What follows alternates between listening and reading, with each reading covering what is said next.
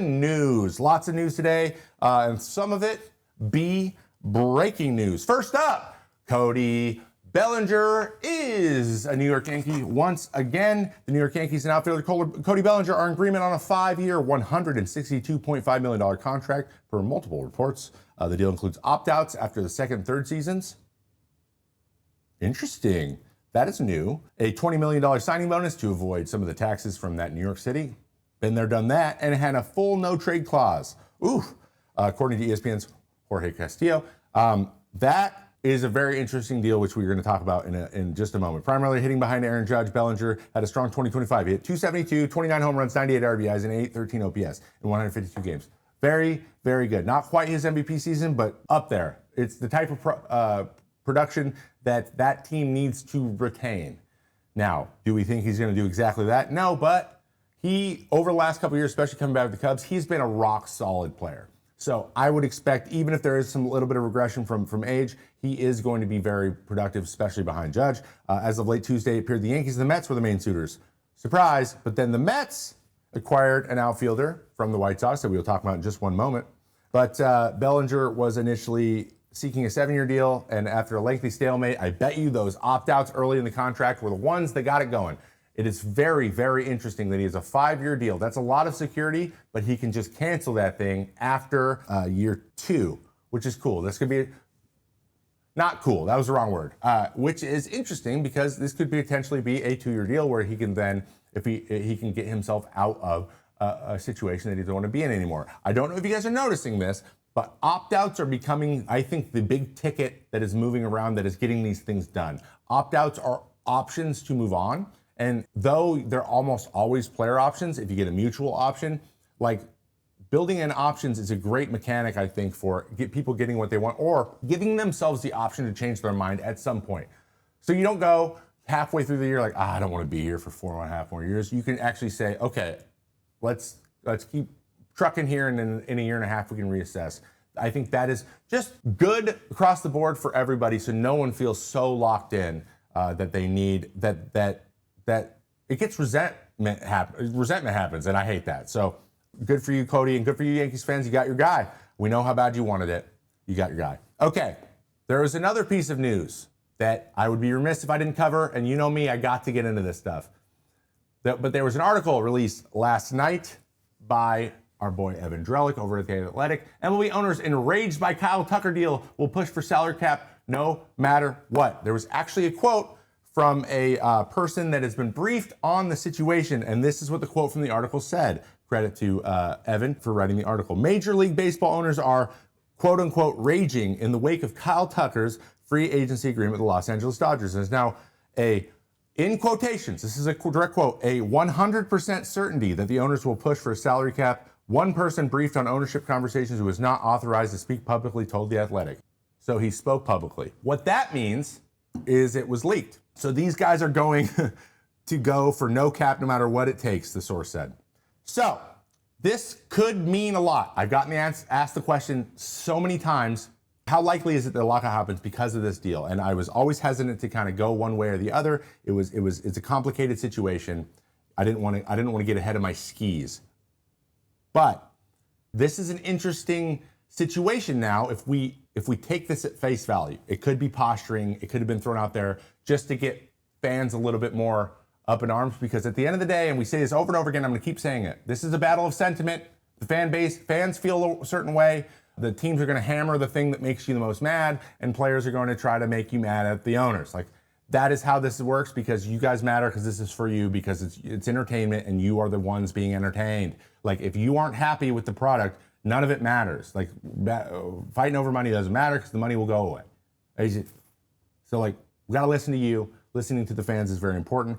And there's been a couple problems with the way the game is put together, at least teams are put together, that the fans are not happy with. So what I want to do is give you a little bit of context on how the economics have actually changed, because I've done a little bit more research into it. But first, there's a real quick correction I want to make. Last week I said that the CBT money, the basically money over the luxury tax, competitive balance tax money, goes to like the teams for salary, for paying their payroll. That isn't directly what happens, though some of the teams do receive the money. It's actually for player benefits.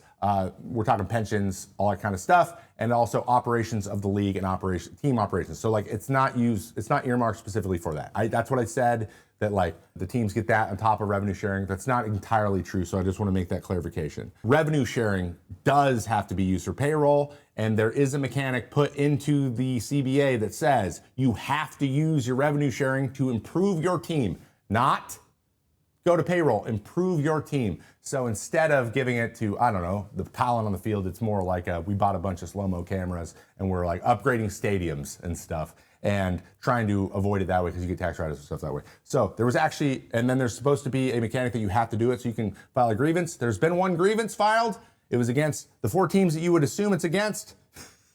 I believe the Athletics, the Pirates, the Marlins, and the Rockies. And those 4 teams have had a grievance out for 8 years since 2018, and nothing's happened. So that's how well that thing's enforced. So just so you guys know that, I don't know if I've ever told you that. Okay, now we've got that covered. One thing you need to know, the competitive balance tax, the luxury tax, exists for a very specific reason. It was supposed to be a soft cap, but in reality, there are 2 groups of owners, and there always have been. There's the wealthy ones that just spend, and there's the ones that don't and are in smaller markets. They don't spend for myriad reasons, right? So what the tax is supposed to do is create a cap where the richest teams have to think about spending, so it does slow them down like slightly more than there would be if there was nothing.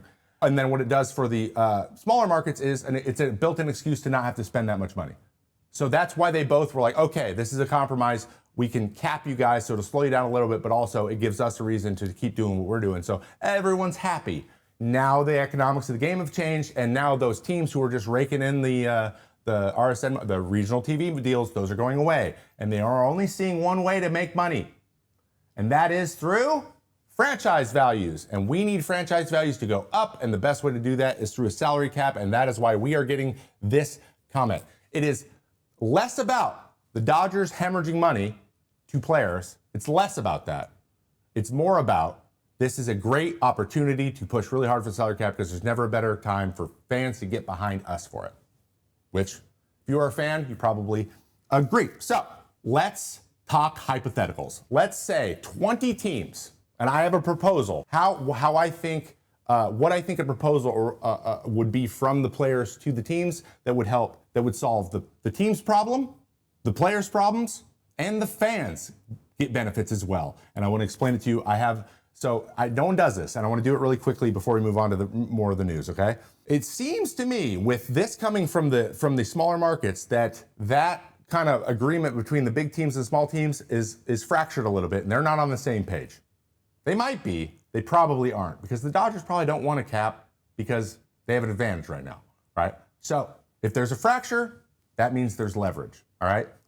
So let's assume that every small market team is telling the truth and they are losing money and some of them are in trouble of going bankrupt. Let's just assume that's true, okay?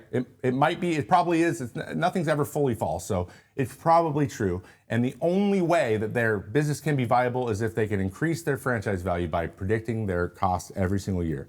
Let's assume that is true. And both sides see no way forward unless there is a cap put in place. There has to be one. That's the assumption. This is a hypothetical situation. It has to happen. I'm not saying there should be. I'm saying in this hypothetical situation, everyone involved has decided that it has to, and so they're going to play ball. Here's what I think the Players Association should push for or ask for. They should ask for shortening free agency to 4 years. When you come up, so you get 4 years of control, or age 27 season, and you become a free agent no matter what. This gives the opportunity to have multiple free agency years or opportunities at free agency. There's only 2 ARB years either way. Or sorry, yes. 2 of the years are ARB. So there's still pre-ARB, it's 2 years, or if there's 5 years, it's 3-2. So there is ARB. Clear revenue split, that's more than 50% no matter what. So if the cap were associated with revenue share, last year it would have been 200 million to 220 million probably, somewhere in that. That would have been the cap. So if there's a revenue split, that's what it needs to be. It needs to be somewhere around there. That's what cap would be if it were attached to revenue, which I don't think they should do. The floor needs to be 90% of the cap. Previously, it was offered like a 180 top end, which is a joke. That is less than 50% of revenues, so it needs to be higher than that. Then they offered like a 110 floor. They have mentioned they like how the other sports work. The other sports are 90%, you get 90%. That's how it works. So instead of, this 180, 110, it's going to be 200 and 190 playa, or sorry, 180. It's got to be that. You got to offer that. That's 3. 4, as the cap goes up, so does the pre-arb pool, that pool that where you pay the bet, like rookie of the year can make more money. Money before arbitration to the young guys, that escalates with the cap, goes along with it. 5, if you re-sign a player that it was already on your team, that spent all the years in your team and then becomes a free agent, and you re-sign them, you get a bonus similar to the way the qualifying offer works. You get a new draft pick or some other interesting mechanic that gives you a little bit of an advantage, maybe more money to work with, maybe a little bit of a higher revenue split, whatever it is that year. But that benefits the fans. I want to see the fans get that, where you get to keep your stars and it's incentivized to do so.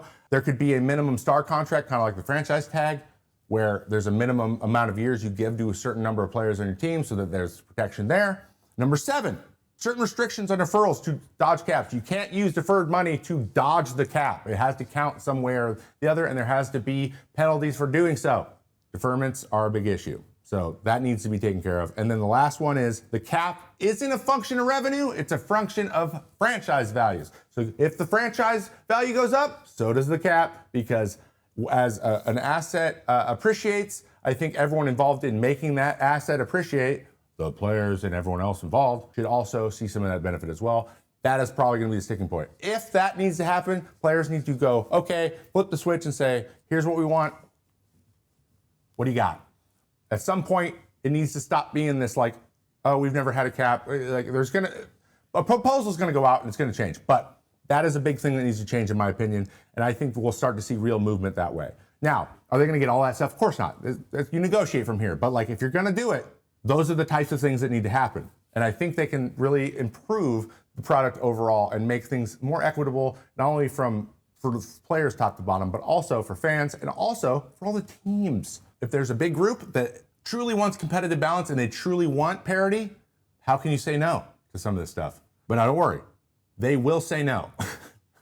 There's probably some non-starters in there, but you're not going to know what they are unless they are proposed and then denied. So I'm saying that I think this could be a good thing because the hand might have been shown a little bit from this. Again, fully hypothetical. Now, I want you guys to know one thing.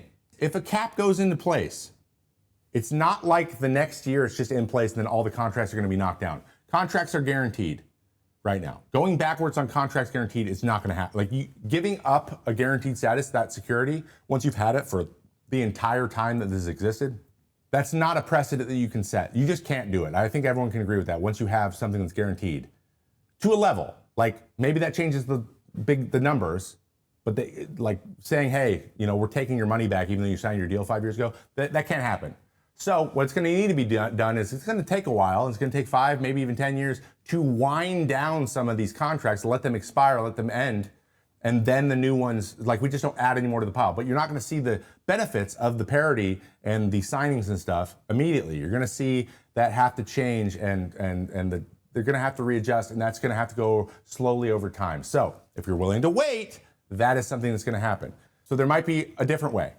One, let's look at revenue sharing. If the teams with less money need more money, let's increase revenue sharing, but you have to spend the money on players. That's what needs to change. Not just make your team better. The wording needs to change that it's spent on your payroll.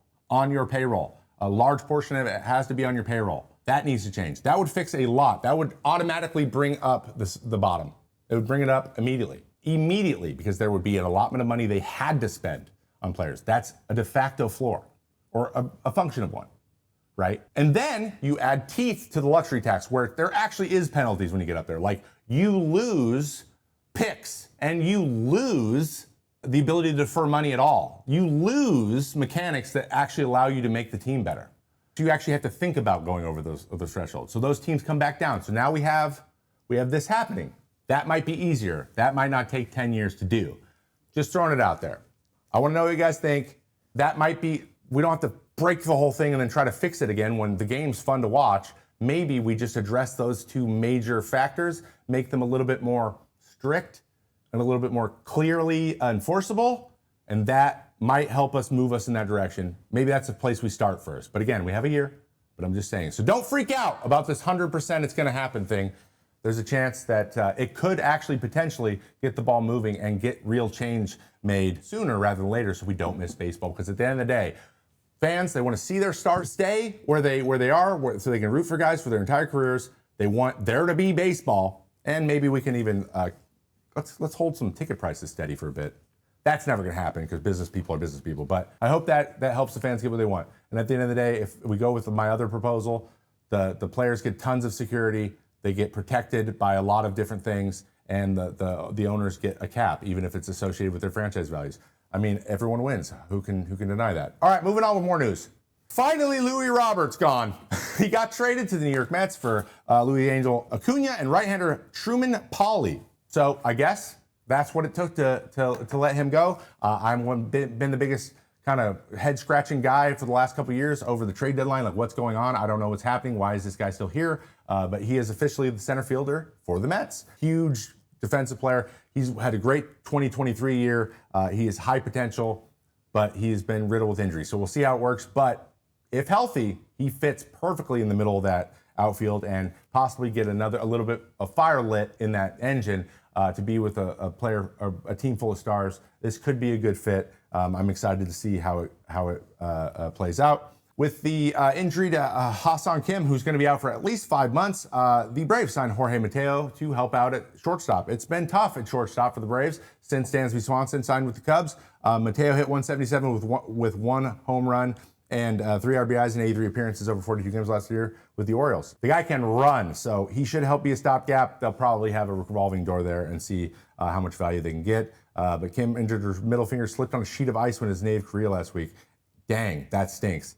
I hope all the best for him. He gets healthy, but you do what you got to do. Small signing there. Ryan Presley has chosen to call it quits after 13 years. My buddy, my friend, Press. Congratulations on your career, buddy. 117 saves in his 13-year career and helped the Astros win a 2022 World Series. He had 6 saves and only allowed 1 earned run over 11 innings during that run. And he compiled 2 saves, gave up just 1 unearned run over 5 2/3 to help the Astros win the World Series over the Philadelphia Phillies in 6 games. So he has arguably been one of the best postseason closers in a long time.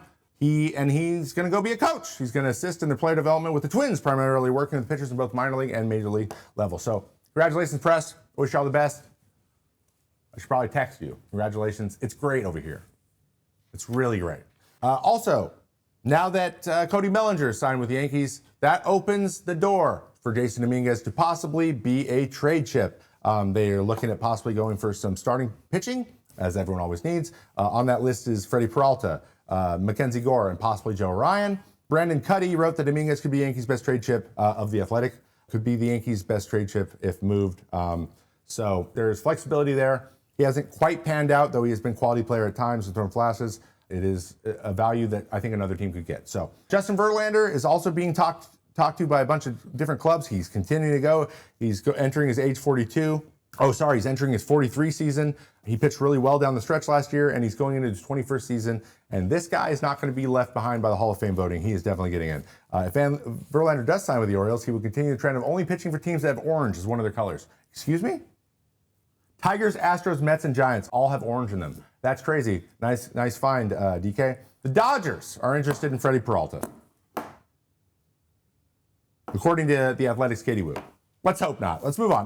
The Athletics are reportedly wanted Nolan Arenado. Last week, the Diamondbacks got him, as we remember, but the Athletics were also interested and even had a deal in place. While they're willing to take on more money than Diamondbacks, Arenado indicated he would not necessarily approve going to Sacramento. Smart. Probably a good call there, Nolan. Just saying. I respect his decision. But that is the news. Nolan Arenado doesn't want to go to the A's. Probably not the best time to do it.